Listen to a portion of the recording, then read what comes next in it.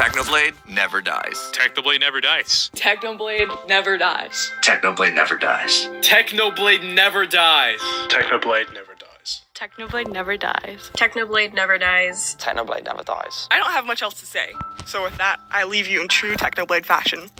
Subscribe to Technoblade, nerds! I could have done that better. I see the player you mean. Technoblade? Yes, take care. It has reached a higher level now. It can read our thoughts. That doesn't matter. It thinks we are part of the game. I like this player. It played well. It did not give up. It is reading our thoughts as though they were words on a screen. That is how it chooses to imagine many things when it is deep in the dream of a game.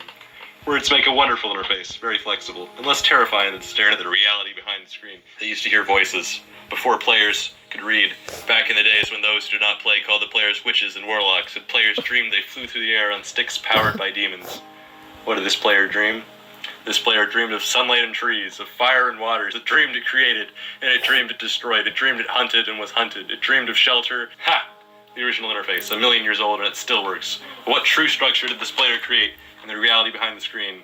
It worked with $1 million to sculpt a true world in a fold of the blah, blah, blah, and created a blah, blah, for blah, and the blah. It cannot read that thought. No, it has not yet achieved the highest level. That it must achieve in the long dream of life, not the short dream of a game. Does it know that we love it? The universe is kind? Sometimes, through the noise of its thoughts, it hears the universe, yes. But there are times it is sad in the long dream. It creates worlds that have no summer, and it shivers under a black sun, and it takes its sad creation for reality. To cure it of its sorrow would destroy it. The sorrow is part of its own private task. We cannot interfere. Sometimes, when they are deep in dreams, I want to tell them they are building true worlds in reality. Sometimes I want to tell them of their importance to the universe. Sometimes, when they have not made a true connection in a while, I want to help them speak the word they fear. It reads our thoughts. Sometimes I do not care. Sometimes I wish to tell them this world you take for truth is really blah, and blah. I wish to tell them that they are blah, and the blah. They see so little of reality in their long dream, and yet they play the game. But it would be so easy to tell them. Too strong for this dream. To tell them how to live is to prevent them living. I will not tell the player how to live. The player is growing restless. I will tell the player a story, but not the truth. No, a story that contains the truth safely in a cage of words, not the naked truth that can burn over any distance. Give it a body, again. Yes, player. Use its name. Technoblade. Player of games. Good. Take a breath now. Take another. Feel air in your lungs. Let your limbs return. Move your fingers. Have a body again under gravity and air.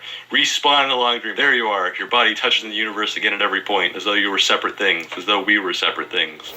Who are we? Once we were called the spirit of the mountain, father, sun, mother, moon, ancestral spirits, animal spirits, jinn, ghosts, the green man, then gods, demons, angels, poltergeists, aliens, extraterrestrials, leptons, quarks. The words change. We do not change.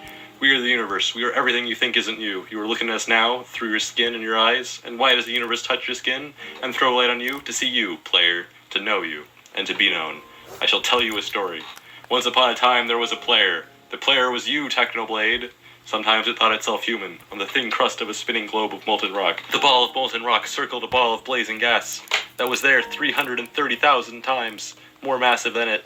They were so far apart that light took 8 minutes to cross the gap. That light was information from a star, and it could burn your skin from 150 million kilometers away. Sometimes the player dreamed it was a miner on the surface of the world that was flat and infinite. The sun was a square of white. The days were short, there was much to do, and death was a temporary inconvenience. Sometimes the player dreamed it was lost in a story. Sometimes the player dreamed it was other things, in other places. Sometimes these dreams were disturbing, sometimes they were very beautiful. Sometimes the players woke from one dream into another, then woke from that into a third. Sometimes the player dreamed it watched words in a stream. Let's go back. The atoms of the player were scattered in the grass, in the rivers, in the air, in the ground. A woman gathered the atoms. She drank and ate and inhaled, and the woman assembled the players in her body. And the player awoke from the warm, dark world of his mother's body into a long dream. And the player was a new story, never told before, written in letters of DNA. And the player was a new program, never run before, generated by a source code 1 billion years old. And the player was a new human, never alive before, made from nothing but milk and love.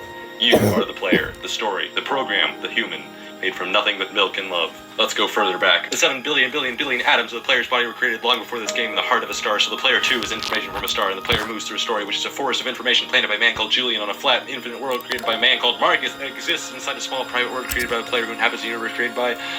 Shush. Sometimes the player created a small private world that was soft and warm and simple, sometimes hard and cold and complicated. Sometimes it built a model of the universe in his head, flecks of energy moving through vast empty spaces. Sometimes we call these flecks electrons and protons. Sometimes we call them planets and stars. Sometimes we believed in a universe that was made of energy, that was made of offs and ons, zeros, ones, lines of code. Sometimes we believed in playing the game. Sometimes we believed in reading words on the screen. You are the player reading words. Shush. Sometimes the player reads words on the lines, decoded on the screen, decoded them into words, decoded words into meaning, decoded meanings into feelings, emotion, theories, ideas, and the player started to breathe faster and deeper and realized it was live. It was live. Those thousands deaths had not been real. The player was alive. You were alive. And sometimes the player believed the word universe had spoken to it through the sunlight that came through the shuffling leaves of the summer trees, and sometimes the player believed the universe had spoken to it through the light that fell from the crisp night sky of winter, where a fleck of light in the corner of the player's eye might have been a star and a million times as massive as the sun, boiling its plans to plasma in order to be visible for a moment to the player walking here home to the far side of the universe, suddenly selling food almost at the familiar door, about to dream again. And sometimes the player believed the universe had spoken to it through the zeros and ones, through the electricity of the world, through the scrolling words on a screen at the end of a dream. And the universe said, I love you. And the universe said that you have played the game well. And the universe said everything you need is within you. And the universe said you are stronger than you know. And the universe said you are the daylight. And the universe said you are the night. And the universe said the darkness you fight is within you.